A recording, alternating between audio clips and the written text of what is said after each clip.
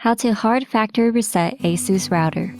Occasionally, you may not be able to enter router settings page and fix it by pressing the reset button.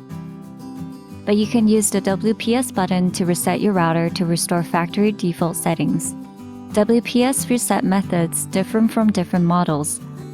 Please visit ASUS support website and find the corresponding method for your router first. Method 6. This time we take Zen Wi-Fi XD6 for method 6. First, find the WPS button on your router. Press and hold the WPS button. Plug in the AC cable to turn the router on.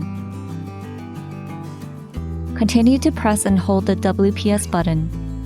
The power LED light will flash in green.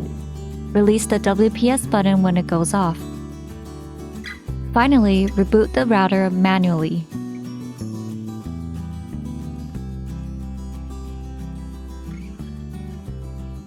After these steps, please try again to enter the settings page of the router.